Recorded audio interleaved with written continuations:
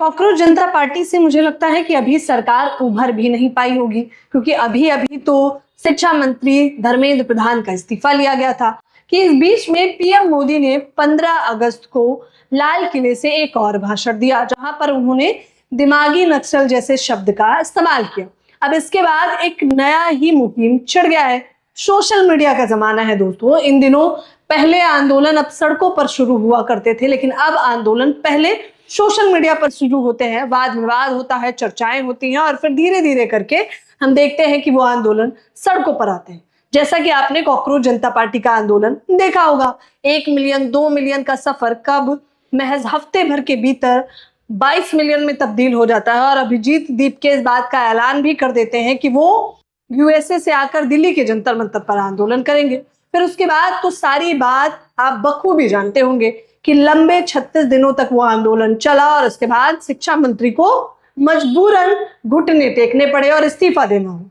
वो आंदोलन के बाद एक बात साफ हो गई थी कि अब इस सरकार में सरकार गूंगी और बहरी बनकर नहीं बैठ सकती है, बल्कि जवाबदेही तो तय करनी पड़ेगी। बावजूद इसके 15 अगस्त को पीएम मोदी इस शब्द का इस्तेमाल करते हैं, जिसका पेज भी बन गया है, दिमागी नक्सल पार्टी। जी हाँ, ये पार्टी भले ही किसी ने बनाई हो, लेकिन शब्द की शुरुआत, इनोवेशन जो किया है वो देश के पीएम मोदी ने किया है।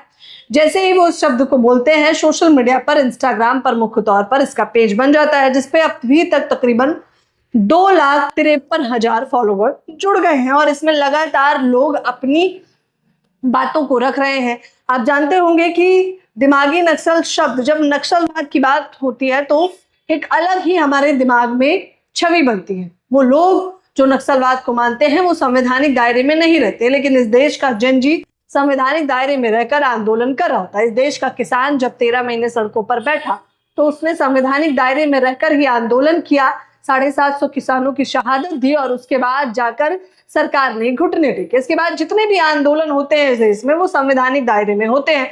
हालांकि वो अलग बात है कि प्रशासनिक बर्बरता हमें लगातार देखने को मिलती है।